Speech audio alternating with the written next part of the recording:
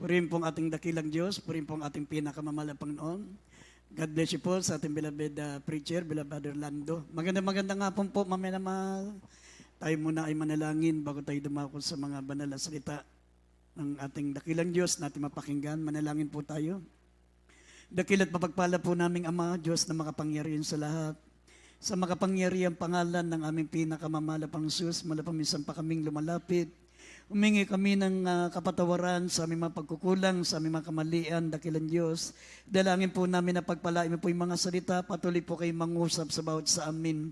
Bigyan mo kami ng pangunawa, Malapanginoon, sa mga banal na salita, buksan mo ang aming mga puso, buksan mo ang aming isipan, Malapanginoon, at hindi lamang kami maging tagapakinig, kundi maging tagatupad ng mga salita. Tulungan mo po kami, Malapanginoon, na matupad namin, Malapanginoon, amin po maganap ang mga banal na salita upang kami po'y maging tagapagmana ng buhay na walang hanggan sa piling mo sa kalangitan. At aming sinasaway lahat ng gawa ng kalaban, demons of unbelief and doubts, demons of hindrances, we bind the power of darkness in Jesus' name. Amen and amen. Isang malakas na palakpak, mamaya na mahal. Purihin po ang ating dakilang Diyos, purihin po ang ating pinakamamahal na Panginoon. At habang inihanda po natin ang ating mga talata, nawain niyo po ang banal na kasulatan, nawain niyo po ang Biblia, mamaya na mahal. Ihanda natin ang Genesis Kapitulo 6, talatang 5 hanggang 9, mamaya na mahal, bago natin basahin yan. Nais ko muna magpaabot ng pinakamataas na pagsamba, pinakamataas na pagpupuri, pagluwalhati, pagdakila sa ating Diyos natin pinaglilingkuran. At nagpapaabot din po tayo, mamaya naman, na patuloy na pag-alala sa mga hindi malilimot ang aral nating beloved Pastor Evangelist Wilde Estrada Almeida, at gayon din sa ating beloved Assistant Pastor Lina C. Almeida. Sa lahat po ng mga minamahal, mga beloved children, the Almeida family, nagpapaabot po tayo ng pagbati sa lahat ng mga beloved children, sa lahat ng mga apo, mga manugang na ating beloved pastor, at gayon din, nagpapaabot po tayo ng pagbati sa ating mga minamahal, mga kapatiran, Luzon, Visayas, Mindanao, mga kapatiran natin sa Ibayong Dagat, mga kapatiran natin, maminamahal dito sa Olongapo City, sa lahat ng ating beloved brother, beloved brethren, sa ating beloved choir members, instrumentalists, sa ating mga beloved co-preachers, at higit sa lahat, maminamahal, sa lahat po na naabot po ng ating banal na gawain sa iba't ibang mga bansa. Purihin po ang ating mahal na Panginoon. Basahin po natin ang talatang binanggit ko, maminamahal, Genesis 6, verse 5 up to 9. Dito po sa Genesis Kapitulo 6, talata 5 hanggang 9. At nakita ng Panginoon na mabigat ang kasamaan ng tao sa lupa. At ang buong haka ng mga pag-iisip ng kanyang puso ay pawang masama lamang na parati. At nagsisi ang Panginoon na kanyang nilalang ang tao sa lupa at nalumbay sa kanyang puso. At sinabi ng Panginoon, lilipulin ko ang tao na aking nilalang sa ibabaw ng lupa. Ang tao at gayon din ang hayop at ang mga umuusad at ang mga ibon sa ipapawid, sapagkat pinagsisisihan ko na aking nilalang sila. 8, natapot si Noe ay nakasumpong ng biyaya sa mata ng Panginoon. Ito ang lahi ni Noe. Si Noe ay lalaking matuwid at sakdal. Noong kapanahunan niya, si Noe ay lumalakad na kasama ng Diyos. Amen. Amen. Amen. Everybody shout, praise the Lord. Purihin po ang ating pinakamamahal, Panginoon, minamahal, ang ating paksa, pamagatan po nating how we can find grace in the sight of God. Paano tayo makasusumpong ng biyaya sa paningin ng ating pinakamamahal na Panginoon? Mga minamahal, nakasulat po sa banal na kasulatan ng ginunaw ng Diyos, maminamal ang mundo sa pamagitan ng baha. Sinabi ng banal na kasulatan, walang ibang nakaligtas sa panahon na yon, maminamahal, kundi si Noe at ang kanyang buong sambayan. Sapagkat ang sabi po rito, sapagkat nakasumpong ng biyaya sa mata ng Panginoon si Noe. At siya ay lumakad ng matuwid, sakdal sa kanyang kapanahunan, at siya ay lumalakad na kasama ng mahal na Panginoon Diyos. Amen. Mga minamahal, tandaan po natin Ang mundo po natin, maminamahal, hanggang sa kapanahunan ngayon ay nasa ilalim ng hatol ng Diyos. Ang sanlibutan, maminamahal, ito po ay nasa ilalim po ng paghatol ng Diyos. Mula nung nagkasala si Adan at sa Eva, maminamahal, ang mundo, maminamahal, ito po ay nasa ilalim ng kahatulan ng Diyos. Anytime parurusahan ng ating mahal na Panginoon ang buong sangkalupaan. Pero sinabi ng Biblia, maminamahal, ang mundo natin hindi nagugunawin ng Diyos sa pamagitan ng tubig. Kundi ang sabi ng Biblia, maminamahal, mamaya mababasa po natin yan, ang buong sangkalupaan at ang buong kalangitan ay mapupugnaw sa matinding init. Sapagkat mas masama ang mga tao ngayon, maminamahal, sa kapanahunan natin, kaysa sa kapanahunan ni Noah. Kaya nung kapanahunan ni Noah, maminamahal, nilipol ng Diyos ang mga nananahan sa ibabaw ng lupa sa pamagitan po ng tubig. Pero sa panahon natin ngayon, ang sangkalupaan at sangkalangitan ay mapupugnaw sa matinding init. Mababasa niyo yan sa 2 Peter chapter 3 verse 10. Kaya nga, maminamahal, yung nakikita po natin ngayon, maminamahal, sa panahon natin, yung mga malalakas na lindol, mga malalakas na bagyo, ito po ay ginigising lang ng Diyos ang tao sapagkat marami pong mga tao ngayon ang nagbubulag-bulagan, nagbibingi-bingihan sa kahatulan ng Diyos. Kung mababasa nyo ang Isaiah 29 verse 6, sinabi po ng banal na kasulatan, maminamahal, balang araw, sinabi rito, ang mahal na Panginoon ay magpapasapit sa mga tao ng di kawasang kahatulan. Ang sabi rito, siya ay dadalawin ng Panginoon ng mga hukbo sa pamagitan ng kulog at mga lindol, mga malalaking kaingay, mga ipo-ipo at mga malalakas na bagyo at liyab ng mga namumugnaw na apoy. Yan po'y nasa Isaiah 29 verse 6. Kung inyong nabalitaan, mga minamahal, sa California, sa USA, California, marami po mga bahay doon, maminamahal, ang napugnaw sa pamagitan po ng wildfire. Marami po, maminamahal, mga mayayaman, kumikita sila ng limpak-limpak na salapi, maminamahal, sa isang iglap, naubos yung kanilang mga ari-arian. Nasupok, maminamahal. Sa panahon natin ngayon, ang sabi ng banal na kasulatan, sinabi po rito sa Jeremias 25, verse 32 up to 33, ganito ang sabi ng Panginoon na mahukbo, narito, ang kasamaan ay mangyayari sa bansa at bansa. Mga malalakas na bagyo ang ibabangon ng Panginoon mula sa kauliuliang bahagi ng lupa. At ang mapapatay ng Panginoon sa araw na iyon ay magiging mula sa isang dulo ng lupa hanggang sa kabilang dulo ng lupa, at sila ay hindi matataguyan at hindi na madadampot o ililibing man, sila ay magiging dumi sa ibabaw ng lupa.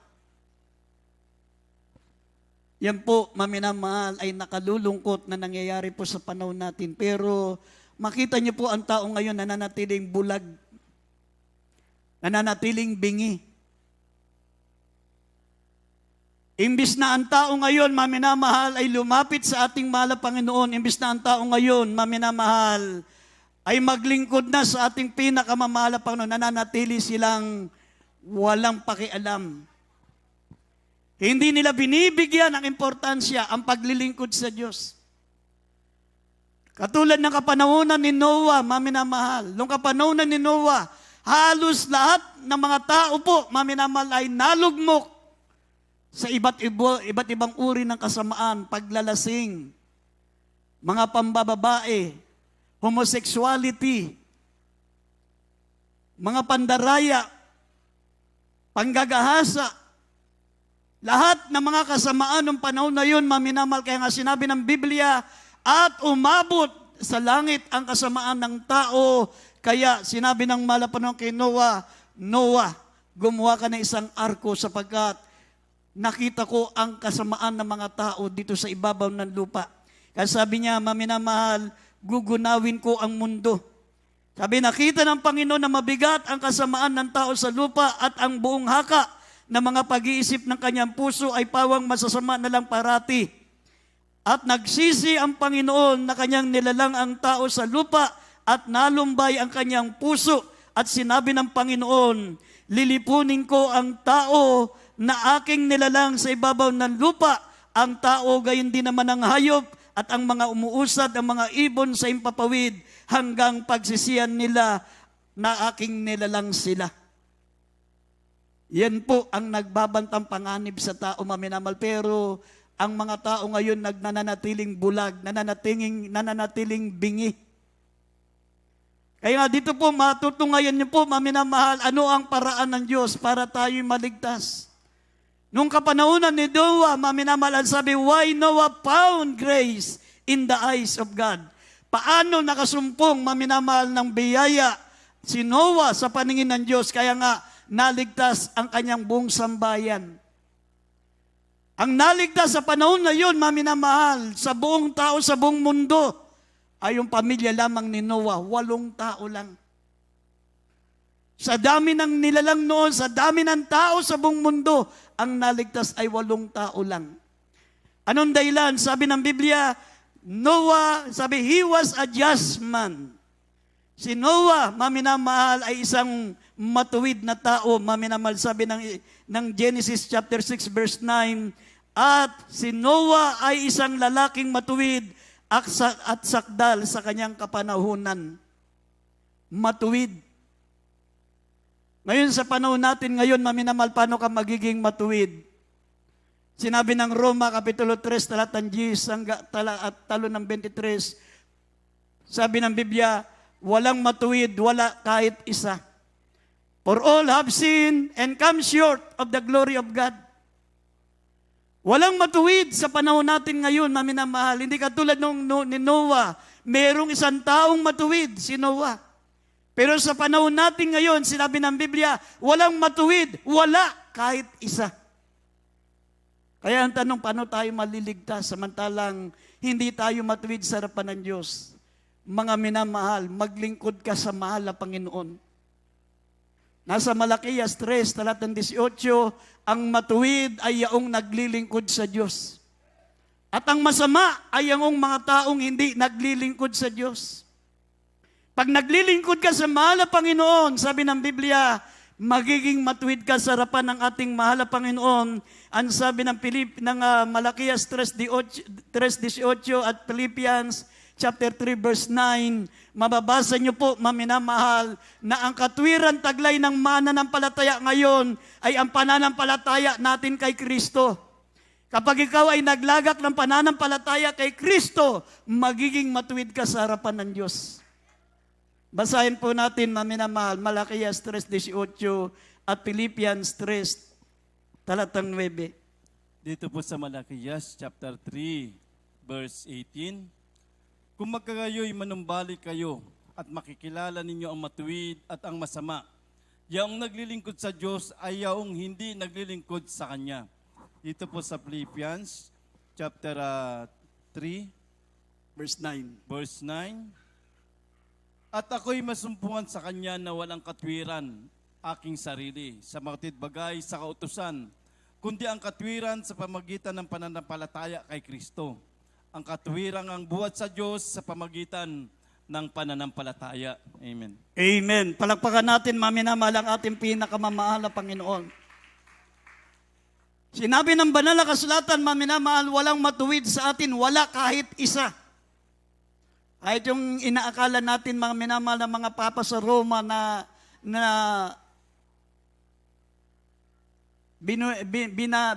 binababi attitude ang mga tao para maging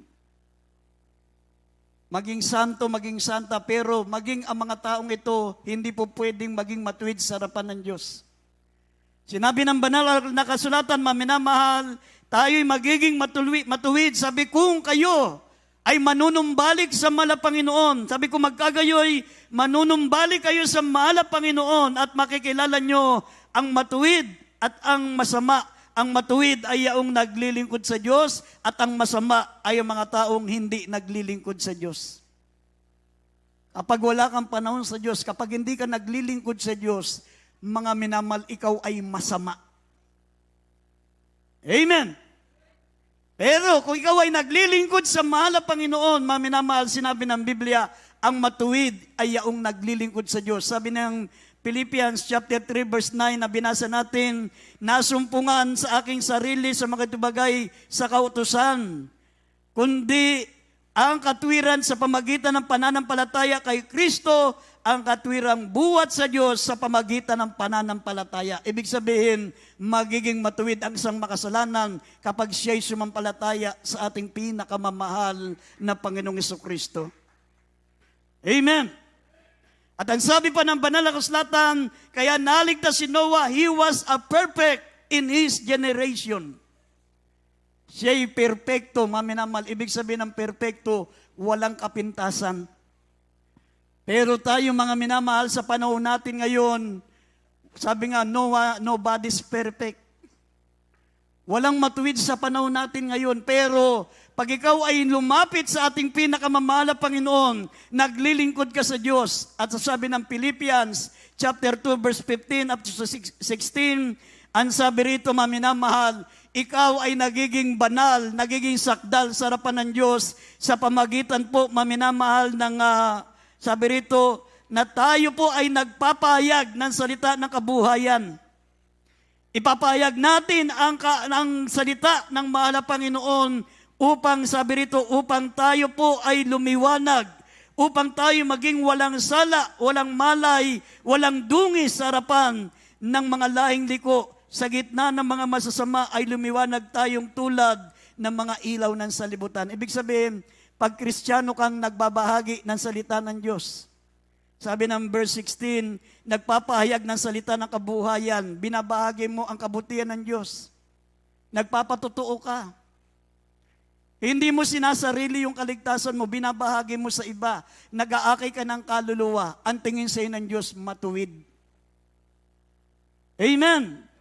Ang tingin sa'yo ng Diyos ay walang dungis sa gitna ng mga lahing liko.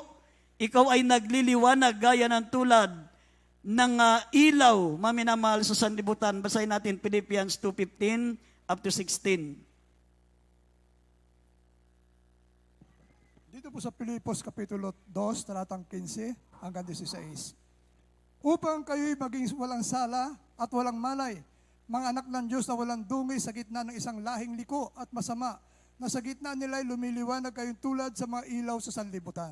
16, na nagpapahayag ng salita ng kabuhayang upang may pagkapuri ako sa kaarawan ni Kristo, na hindi ako tumakbo ng walang kabuluhan, ni nagpagalman na walang kabuluhan. Amen.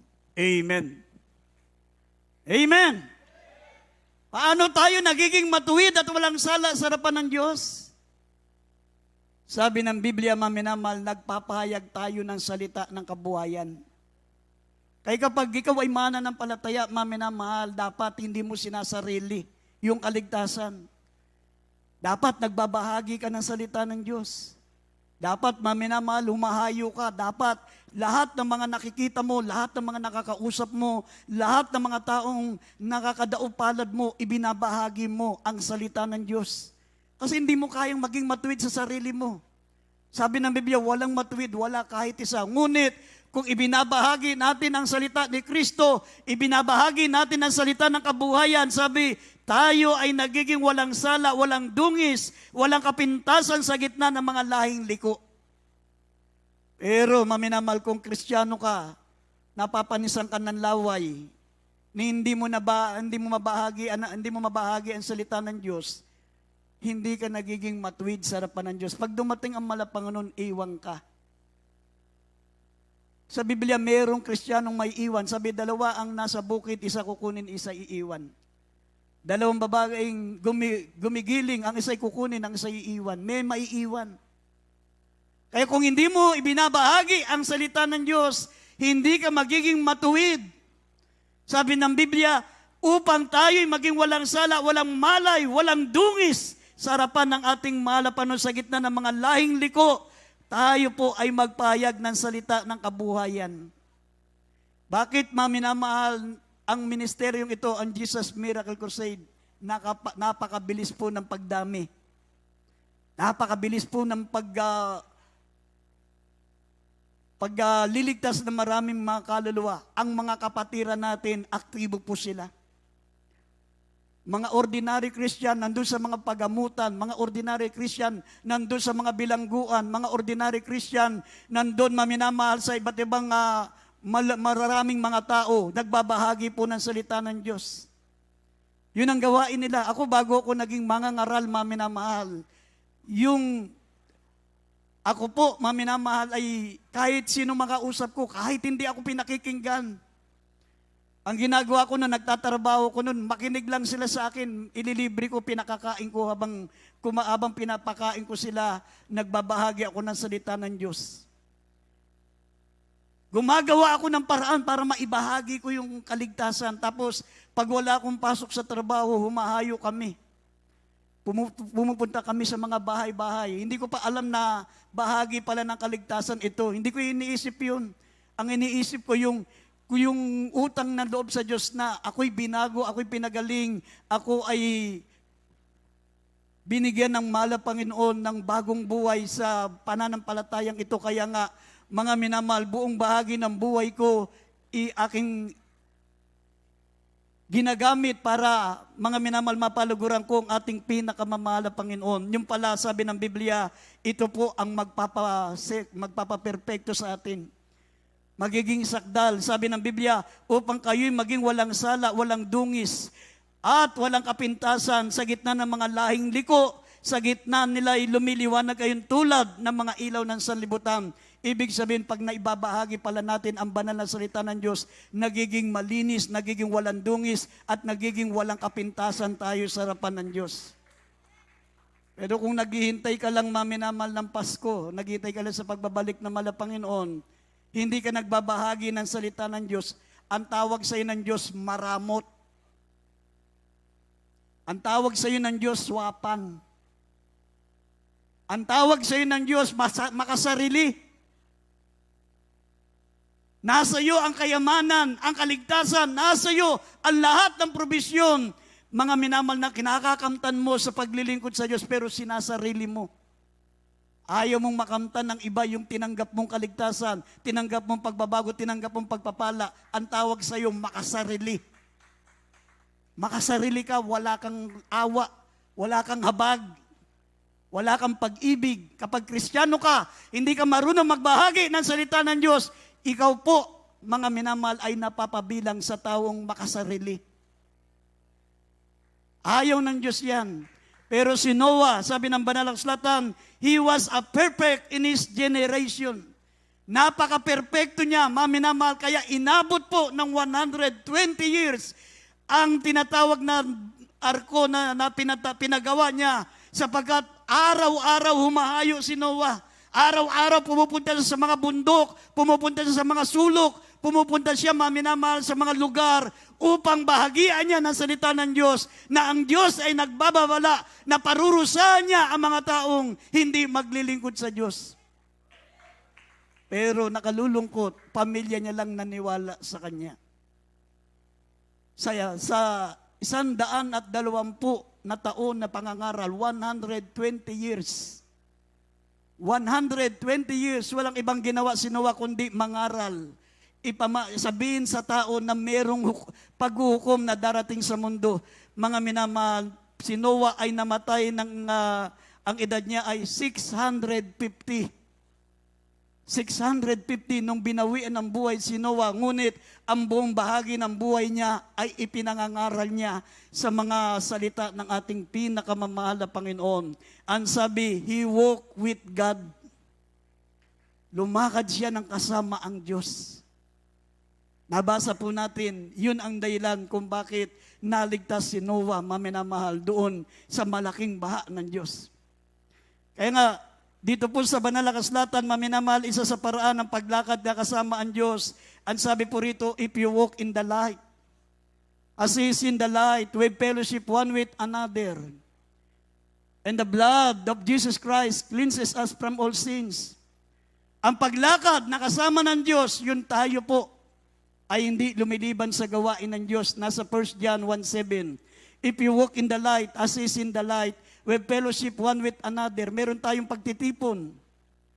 Kung ikaw ay nasa liwanag at lumalakad sa liwanag, ay meron tayong pagkakatipon sa isa't isa at sabi ang kasalanan natin ay nahugasan sa tuwing tayo po ay merong fellowship. Kaya madaling salita, kailangan taglayin po natin ito, maminamal ang mga bagay na ito para maging kalugod-lugod sa Diyos. Unang-una, maging Diyos tayo, maminamal sabi, tayo po ay lumakip. Mga minamahal na sabi, tayo po ay lumalakad sa kalooban ng Diyos. Sabi, He walked in a just. Lumakad siya ng banal sa harapan ng malapang. Sabi ng Biblia, pag naglilingkod ka sa mahal na Panginoon, ang tawag sa atin ay matuwid. At pag tayo po ay nagbabahagi ng salita ng Diyos, ang tawag sa atin ay perpekto. Blameless, ang sabi. At ang tawag sa atin ng ating tinatawag na fellowship, ito ang tinatawag, maminamahal, na paglakad na kasama ng Diyos. Sabi ng Biblia, if you walk in the light, as He is in the light, we fellowship one with another, and the blood of Jesus Christ cleanses us from all sins. Yun po ang nagpapabanal sa atin. Yun po ang nagpapasakdal sa atin. Yun po, maminamahal, ang nagiging perpekto tayo sa harapan ng malapang kahit ano ang kapintasan mo. Pag nakapag-aakay ka ng kaluluwa sa paanan ng malapanginoon, ang tingin sa iyo ng Diyos, perpekto. Si Noah hindi naman talagang literal na perpekto eh. Kung mababasa nyo ang buong buhay ni Noah, talagang napaka-stricto niya sa kanyang pamilya. Nagtatampo ang kanyang asawa sa kanya. At isa sa bisyo ni Noah, maminamahal, laging umiinom ng alak. Nalasing siya, maminamahal. Nalalasing siya sa tinatawag na katas ng ubas sa pag-inom ng alak. Pero sinabi ng Biblia, he was a perfect man. Siya'y naging banal, mga minamahal, karapat dapat sa Diyos, sapagkat sabi ng Biblia, siya ay lumakad na kasama ng ating mahal na Panginoon. Amen.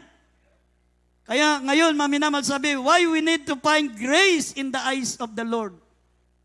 Bakit kinakailangan, maminamahal, na tayo po sa panahon natin ngayon, lumakad tayo ng katulad ni Noah? Tandaan po natin, maminamahal, sabi ng Biblia, kung mababasa niyo po ang 2 Peter chapter 3, verse 9 hanggang 14, sinabi rito, maminamahal, ang mundo ay gugunawin ng Diyos sa pamamagitan ng matinding init. Kung noon, gugunawin ng Diyos, maminamahal, ang mundo sa pamamagitan po ng baha. Pero yung baha, maminamahal, na nababasa po natin, maraming namamatay, marami po, maminamahal, ang napapahamak. Yan po ay, sabi ng Biblia, pagdalaw lang ng Diyos. Nasa Isaiah 29, verse 6. Dinadalaw ka lang ng Diyos, din maraming nakakalimot sa Diyos. Sabi, dadalawin ka ng Diyos ng mga malalakas na bagyo. Isaiah 29, verse 6. Dadalawin ka ng Diyos sa pamagitan ng malalakas na lindol.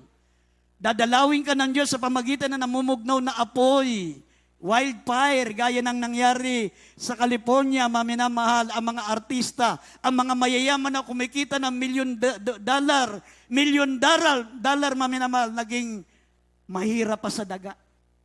Umiiyak sila. Yung kanilang mga house and lot, yung kanilang bahay na may mga sariling swimming pool, napakalalawak, mga minamahal, na sunog, nawala, nasunog na parang bula. Umiiyak sila. Yung kinita nila sa pag-aartista na mahabang panahon, nasunog ng isang araw. Kaya lahat ng mga artista, mga minamahal, gaya nila Paris Hilton, yung mga nakatira doon sa lugar na yon, sa California, mga minamahal, umiiyak sila. Yung kanilang mga worth $1 million na mga ari-arian, nasunog na parang bula. Pero tayo, mga minamahal, paano tayo, sabi rito, paano tayo lalakad, maminamahal, nakasama ng ating mahal na Panginoon? Why we need find grace in the eyes of the Lord. Sabi rito, basahin muna natin, dito sa 2 Peter chapter 3, verse 9, up to 14, sabi, mapupugnaw sa matinding init itong mundo natin. Basahin po natin. 2 Peter chapter 3 verse 9 up to 14. Hindi mapagpaliban ang Panginoon tungkol sa kanyang pangako, na gaya ng pagpapalibang ipinalalagay ng iba, kundi mapagpahinod sa inyo, na hindi niya ibig ang sinuman ay mapahamak, kundi ang lahat ay magsipagsisi. Datapwat darating ang araw ng Panginoon na gaya ng magnanakaw, na ang sangkalangitan sa araw na yan ay mapaparam, nakasabay ng malaking ugong, at ang mabagay sa langit ay mapupugnaw sa matinding init, at ang lupa at magawang nasa lupa ay pawang masusunog. Yamang ang lahat ng bagay nito ay mapupugnaw ng ganito. Ano ngang anyo ang pagkatao ang nararapat sa inyo sa banal na pamumuhay at pagkamaawain, na ating hinintay ang pinakananasa ng pagdating ng kaarawan ng Diyos, na dahil dito ang sangkalangitan ay nagliningas at mapupugnaw, at ang mabagay sa langit ay matutunaw sa matinding init. Ngunit ayon sa kanyang pangako, naghihintay tayo ng bagong langit at ng bagong lupa na tinatahanan ng katwiran.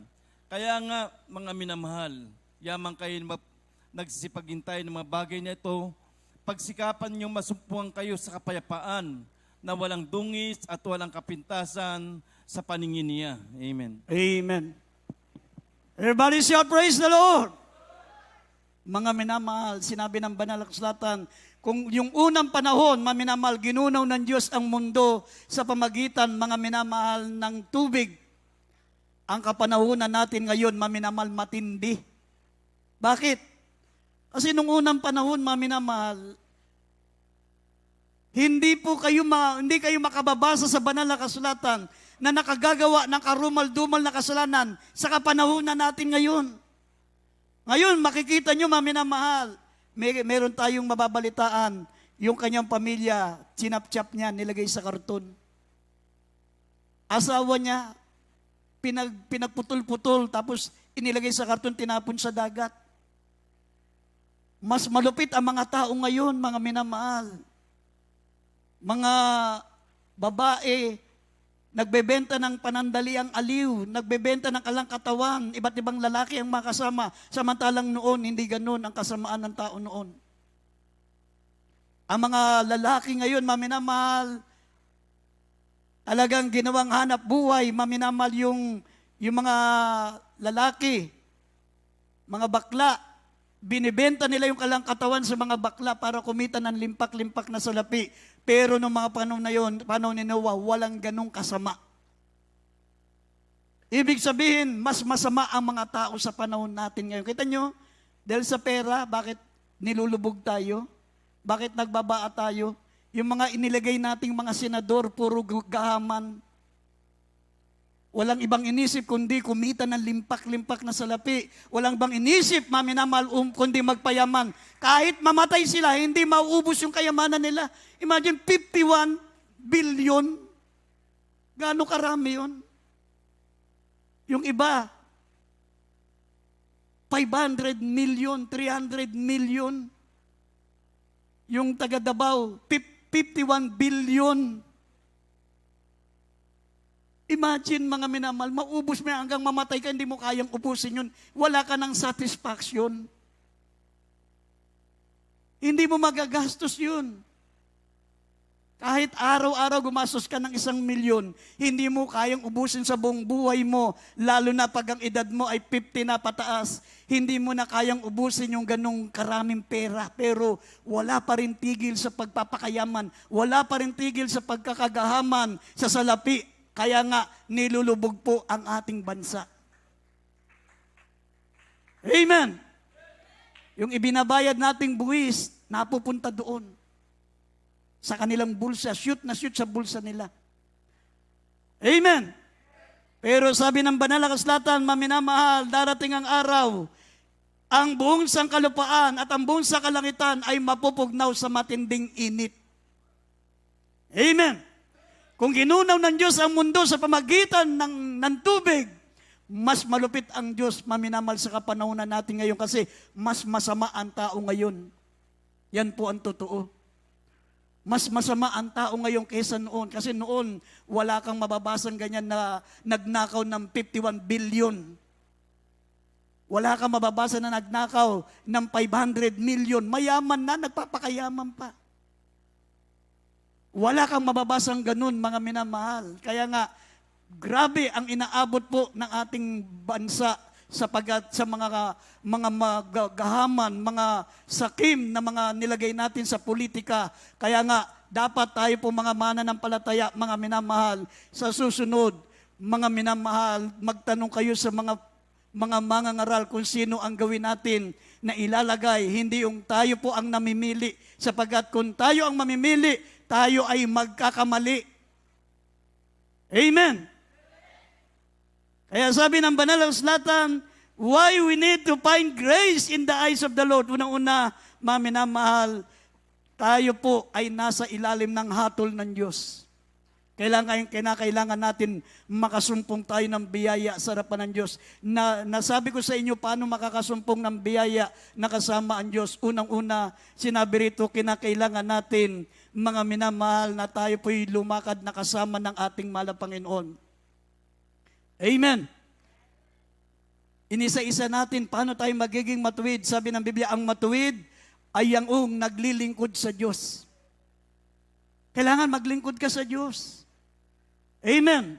At ang perpekto sa harapan ng Diyos, yung kahit saan ka naroon, kahit sinong kausap mo, binabahagi mo ang salita ng Diyos. Hindi yung pagchismis, natatalsikan ng laway yung muka ng kausap mo. Pero pagpatungkol sa Ebanghelyo, napapanisan ka ng laway. Maraming Kristiyanong ganun eh. Napapanisan ng laway, pero pagpatungkol po sa kwento, tungkol sa chismis, natatalsikan ng laway yung kausap. Pero pag sa Ebanghelyo, napapanisan ng laway, ayaw magsalita. Huwag ganun, mga minamahal. Tinawag tayo ng Diyos hindi para maligtas lang, kundi tinawag tayo para makapagligtas din, mga minamahal. Amen! Sabi, pass it on.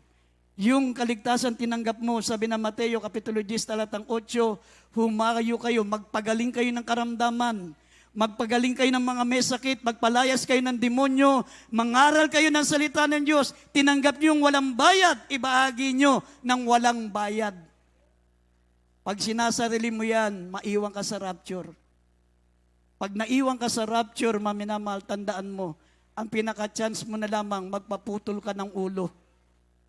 Nasa Revelation 20 verse 4, kailangan mo magpapugot ng ulo. Yun na lang ang chance mo para malangit ka, para maligtas ka. Sabi ng Biblia, at nakita ko ang mga napugutan ng ulo na nagaring kasama ni Kristo sa loob ng 1,000 taon. Ngayon ang tanong, kaya mo ba yun? Yung pagdalo, kayang-kaya mo yan. Yung pagdadala ng kaluluwa sa paanan ng mahal na Panginoon, kayang-kaya mo yan. Pero yung magpapugot ka ng ulo, bago ka putulan ng ulo, tatanggalin muna yung tenga mo.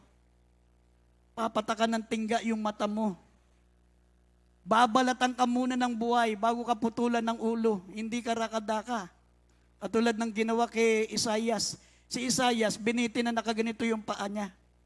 Yung ulo na sa baba. Tapos nilagari siya. Nilagari siya sa gitna ng kanyang paa. Nilagari siya unti-unti bago siya hinati. Ganun kalupit na minamal ang Antichrist. Amen. Ang sabi ng banal na kasulatan, maminamahal, we need to find grace in the eyes of the Lord. At ang sabi, paano tayo maminamahal na makakasumpong ng biyaya sa paningin ng mahal na Panginoon? Sabi rito, we need to be saved physically and spiritually. Kailangan maligtas tayo physically, spiritually. Paano tayo maliligtas? Spiritually and physically, maglingkod ka nga sa Diyos. Maliligtas ang katawan mo. Sabi ng Biblia, for the wages of sin is death, but the gift of God is eternal life through Jesus Christ our Lord. Maliligtas ang kaluluwa mo, mapunta sa langit. Maligtas na ang katawan mo, maligtas pa ang kaluluwa mo. Amen! Yan po, mga minamalata. Pangatlo, sabi rito, we cannot save ourselves through good works and self-righteousness. Hindi ka maligtas sa pamagitan ng iyong mabuting gawa. Kahit anong pagpapakabuti mo, hindi ka maliligtas. Pero ang paraan ng Diyos para ikaw ay maligtas. Nasa Tito 3:5 at Ephesians chapter 2 verse 8 and 9, sabi rito, hindi tayo maliligtas sa pamagitan ng ating mabubuting gawa, kundi ang ating tapat na paglilingkod sa ating pinakamamahal na Panginoon. Huwag mong sabihin, Brad, kahit hindi na ako nakadadalo ng 10 taon, ng 5 taon, ng 1 linggo, hindi na ako nakadadalo, lagi naman ako nagpupuri sa bahay, lagi naman ako nagbabasa ng Biblia. Sinagsabi, nasa Biblia ang paraan para ikaw ay maging matuwid. If you walk in the light, as He is in the light, we fellowship one with another. We fellowship one with another. And the blood of Jesus Christ cleanses us from all sin. Kailangan nandun ka sa fellowship, nandun ka sa gawain. Pag nandun ka lang sa bahay mo, hindi ka, kahit anong gawin mo, hindi ka maliligtas. Meron tayong fellowship, kailangan gawin natin yan. Sabi rito, basahin natin Tito 3:5 at Efeso 2:8 at 9, hindi tayo maliligtas ng ating sariling katwiran. Dito po sa Tito Kapitulo 3, talatang 5, na hindi dahil sa mga gawa sa katwiran na ginawa natin sarili, kundi ayon sa kanyang kaawaan, ay kanyang iniligtas tayo, pamagitan ng paghuhugas sa muling pagkapanganakan at ng pagbabago sa Espiritu Santo. Dito po sa Efeso Kapitulo 2, talatang 8 hanggang 9, sapagkat sa biyaya kayo nangaligtas, pamagitan ng pananampalataya, at ito'y hindi sa inyong sarili, ito'y kaloob ng Diyos. Hindi sa pamagitan ng mga gawa, upang sino man ay huwag magmapuri. Amen. Amen. Palakpakan natin ang ating pinakamamahal na Panginoon. Kaya tandaan nyo mga minamahal ang mga salita ng Diyos na napapakinggan nyo. Kasi kung kayo mismo ang magbabasa, medyo malilito kayo na napakahirap unawain ng Biblia. Kaya nga naglagay ang Diyos ng, sabi ng Biblia na ang Diyos ay naglagay ng pastor, naglagay ng ebanghelista, naglagay ng guro, naglagay ng propeta para maunawaan natin ang banal na salita ng Diyos. Kahit basahin mo ng basahin ng Biblia, kung hindi mo pakikinggan ang salita ng Diyos, hindi mo mauunawaan yan. Kaya nga huwag mo ikatwiran, Brad, kahit hindi ako dumadalo, lagi ako nagbabasa ng Biblia. Sino may sabi? Hindi mo maunawaan sa iyong sarili ang banal na kasulatan. Ako nga pag nag-aayuno kami, nakasubsob kami sa Biblia, hindi ko pa rin maintindihan. Kailangan makinig ka sa pastor mo, kailangan makinig ka sa preacher mo para maintindihan mo, maunawaan mo ano yung nababasa mo. Malalaman mo lang, maintindihan mo lang yung binabasa mo kapag napakinggan mo sa preacher ko anong ibig sabihin nun. Kami, mga minamahal, for almost 40 years, kami nagbabasa ng Biblia, kami nangangaral ng Ebanghelyo. Pero nung mga unang panahon na kami po'y bago pa lang, hindi namin maintindihan ng Biblia. Hindi mo maunawaan talaga. Lalo na pag wala kang Biblia. Pag wala kang Biblia, mga minamahal, tandaan mo, hindi ka aakyat sa langit. Para ka naghahanap ng kayamanan nang wala kang mapa. Paano masusumpungan yung kayamanan kung wala kang mapa? Para ka naghahanap ng lugar sa Maynila na wala kang address. Subukan mong pumunta sa Maynila, hinahanap mo yung loved ones mo. Asan dito yung nanay ko? Wala kang address, hindi mo alam kung saan pupuntahan. Wala kang eksaktong address na kahit libutin mo Maynila, hindi mo makita yung hinahanap mo. Ganon din ang Biblia. Kailangan meron kang Biblia.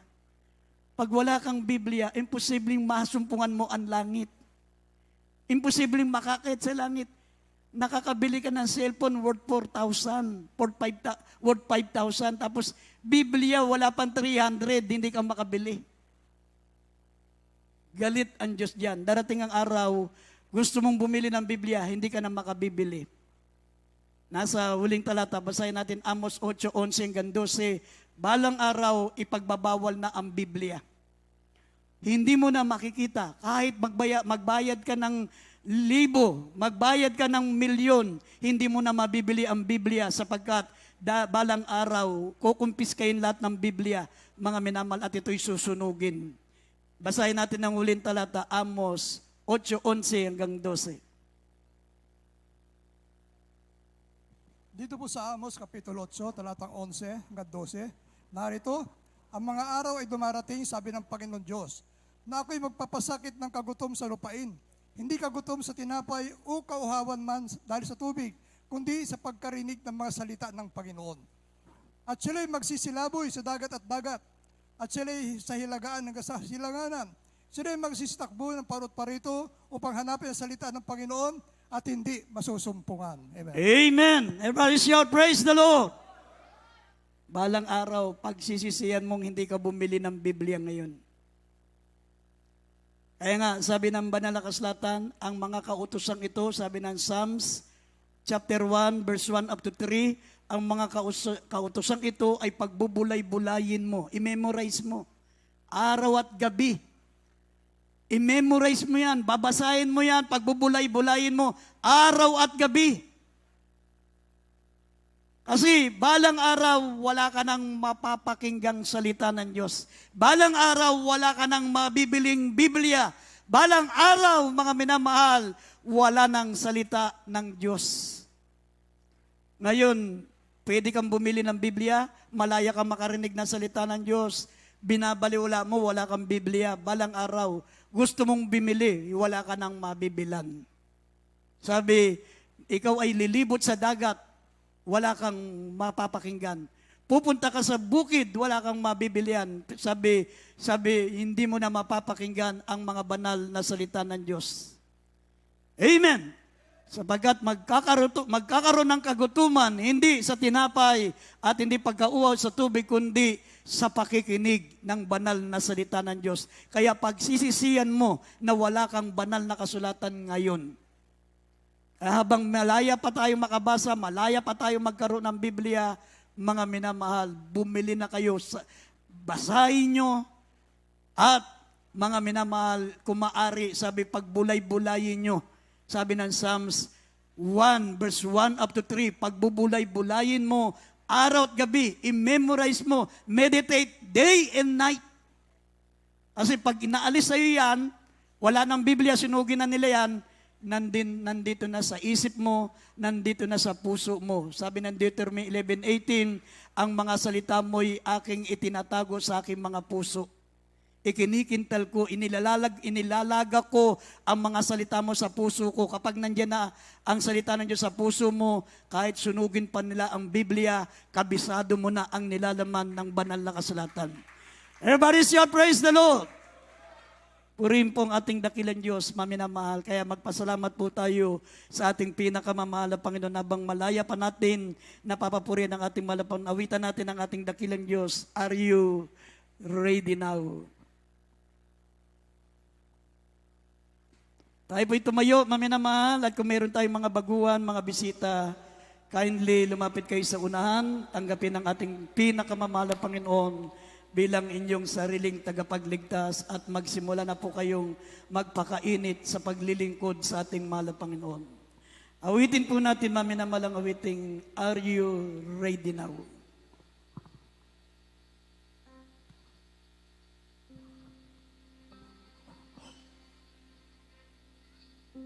Tumayo tayo, maminamahal, tumayo po tayo.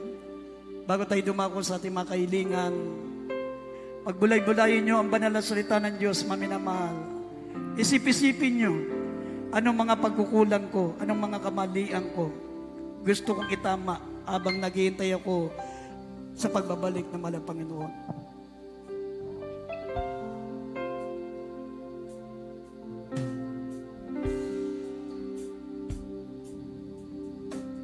Someday we will be in heaven, standing on the presence of the Lord. He will reward to those who accept Him, reward to those who receive Him in their heart.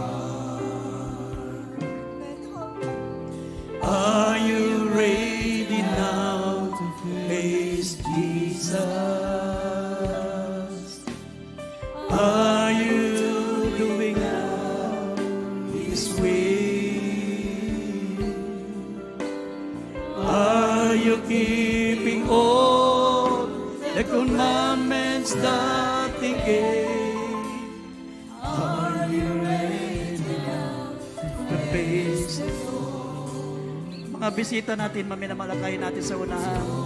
Imbita natin dito sa una ng ating mga baguhan.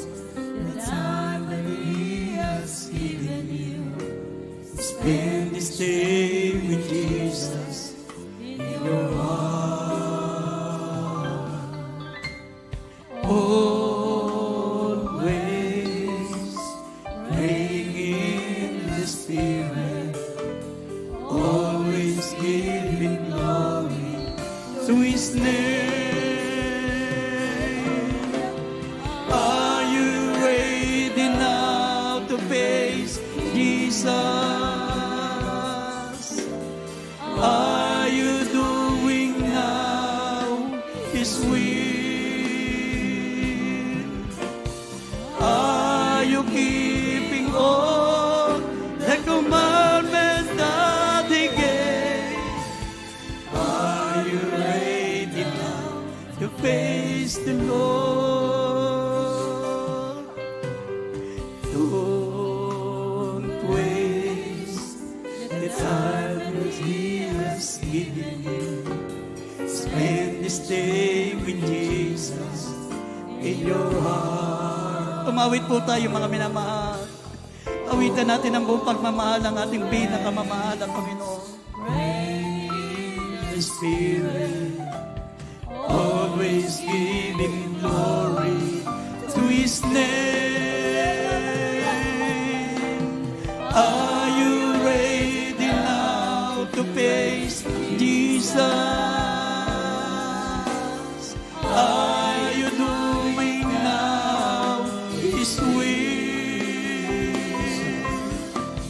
Are you keeping all the commandments that He gave? Are you ready now to face the Lord? Are you ready now to face Jesus? Are you doing now His will? Hallelujah! Are you keeping all the commandments that He gave? Are you ready now to face the Lord? Are you ready now to face Jesus? Hallelujah, hallelujah. His way. Are you keeping all the commandments that He gave?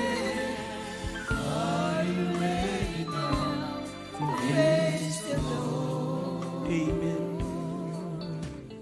Are you ready now to face the Lord? Amen. Mga minamahal, manalangin po tayo. Tandaan niyo po ito, mga minamahal. Tandaan niyo po, hindi po nakakatakot. Hindi nakakatakot ang mga malalakas na bagyo. Hindi nakakatakot ang mga malalakas na lindol. Ang nakakatakot, mga minamahal, yung maiwan ka sa rapture. Yung maiwan ka sa rapture. Pag naiwan ka sa rapture, mga minamahal, tandaan mo, ang chance mo na lamang na makaakyat sa langit, magpapaputol ka ng ulo. Nasa Biblia. At pag ikaw ay naiwan sa rapture, hindi ka karakadakang pugutan ng ulo. Hindi ka rakadaka. Yung bigla kang pugutan ng ulo, hindi masakit yun. Hindi mo maramdaman yun. Hindi mo maramdaman yun. Parang baliwala. Pero bago ka pugutan ng ulo, dukutin ang mata mo. Babalatan ka ng buhay. Hihilahin yung dila mo, puputulin ang dila mo. Tatanggalin ang mga daliri mo. Lahat yan, bago ka pugutan ng ulo. Kaya nga, sinasabi ko sa inyo ito para huwag tayong magpaiwan sa rapture. Magpakainit tayo. Napakinggan natin ano ang paraan para makasama ka sa rapture. Nabasa po natin dito, tinalakay natin paano ka makasumpong ng biyaya sa paningin ng ating mahal na Panginoon. Kailangan mong maging sakdal, kailangan mo, mga minamahal, maging perpekto, at kailangan mo na maging matuwid sa harapan ng Diyos. Lahat yan, magagawa mo yan Unang-una, lagi kang dumalo. Pangalawa, mag-akay ka ng kaluluwa sa paanan ng ating pinakamamahal na Panginoon. At pangatlo, mga minamahal, sundin mo ang mga salita ng ating dakilang Diyos. Yan ang mga paraan upang ikaw umakyat sa langit. Kaya nga, ang paglilingkod sa Diyos hindi biro. Hindi biro, mga minamahal, ang paglilingkod sa Diyos. Kailangan natin bigyan ng importansya sa buong bahagi ng buhay natin. Kung mahalaga sa iyo ang trabaho, mahalaga sa iyo ang negosyo, baliwala yan. Mas mahalaga ang paglilingkod sa Diyos. Pero, hindi ko sinabing iwanan nyo ang trabaho nyo, hindi ko sinabing iwanan nyo ang negosyo nyo, pero ang nais ko pong ipaabot sa inyo, unahin nyo ang kaharian ng Diyos at ang lahat ng bagay, idadagdag na lang sa inyo ng mahal na Panginoon. At sama-sama po tayong manalangin, mga minamahal, idalangin natin. Maging handa tayo sa pagbabalik na malapang anytime. Lahat ng mga nababasa po natin, mga nababalita natin sa paligid natin, signs yan, signs lang ng pagbabalik na malapang Panginoon. Kaya ihanda natin ang ating mga sarili. Manalangin po tayo sa ating pinakamamahal na Panginoon. Opo, dakila at mapagpala po naming Ama, Diyos na makapangyarihan sa lahat. Dakilang Diyos, sama-sama po naming idinudulog sa iyo lahat ng mga kahilingan ng mga minamahal na makapatiran. Ano man ang mga natitira po namin mga kapintasan, ano man pang natitira namin mga kahinaan, baguhin mo kaming lubusan, mala Panginoon, higit sa lahat, gamitin mo kami sa iyong banal na ministeryo, mala Panginoon, makapag-akay kami ng kaluluwa, sa iyong banal na paanan. Higit namin bigyan ng importansya, mala Panginoon, ng paglilingkod sa iyo, kaysa sa mga anumang bagay na mga material dito sa ibabaw ng lupa, mala Panginoon. Pangawakan mo po kami, tulungan mo po kami makasunod sa iyong mga banal na salita, mala Panginoon, at higit sa lahat, gamitin mo kaming instrumento, maging ilaw, mala Panginoon, ng aming buong pamilya upang maakay namin sila sa paglilingkod, mala Panginoon. Ito po'y aming idinadalangin sa makapangyarihang pangalan ng aming pinakamamahal na Panginoong Hesus. In Jesus' name, amen and amen. Mga minamalipatong niyo po yung mga kamay sa inyong mga ulo, sa inyong mga taglay na karamdaman. Banggitin niyo po ang pangalan niyo mga karamdaman, ano man ang sakit niyo. Sabihin niyo, demonyo mga karamdaman, demons of infirmities and diseases, mga natitira namin mga kahinaan, mga kahinaan namin, lahat ng mga gawa ng kalaban, pag-aalinlangan, lumayas kayo sa makapangyarihang pangalan ni Jesus. Demons of infirmities and diseases, demons of cancer, leukemia, diabetes, asthma, sakit sa puso, high blood, lahat ng mga karamdaman, pinalalayas namin sa makapangyarihang pangalan ni Jesus. Demons of unbelief and doubts, alinlangan, lahat ng mga kahinaan, lumayas kayo. Demons of unbelief and doubts, hallelujah, carnality, evil thoughts, lust of the flesh, lust of the eyes, demons of anger, hatred, cast out in the name of Jesus. In Jesus' name, in Jesus' name, amen and amen. Tumayo tayong lahat na minamahal at sabay-sabay tayong sisigaw habang tayo tumatalon. Mga minamahal, lahat po ng mga ginagawa natin dito ay pawang nasa banal na kasulatan. Hindi katulad sa ginagawa natin sa ating kinagisnang reliyon, wala tayong mababasang nasa Biblia ng ginagawa nila. Pagkatapos ng sikulurum, tsikulating maitom, wala tayong naiintindihan. Pero dito po, bawat talata, pinakikita namin sa inyo nasa banal na salita ng Diyos. Sa Lucas 6:23, magsilundag kayo sa tuwa, napakalaki ng gantimpala natin sa langit. Nasa Biblia yan, sa ating kinagisnang reliyon, hindi natin ginagawa ito. Subukan mong lumundag doon, pagtatawanan ka. Kasi wala sa Biblia yung kanilang pinag-aaralan. Pero dito, nasa Lucas 6:23, magsilundag kayo sa tuwa, napakalaki ng gantimpala natin sa langit. Sabay-sabay sumigaw habang tumatalon 3 beses.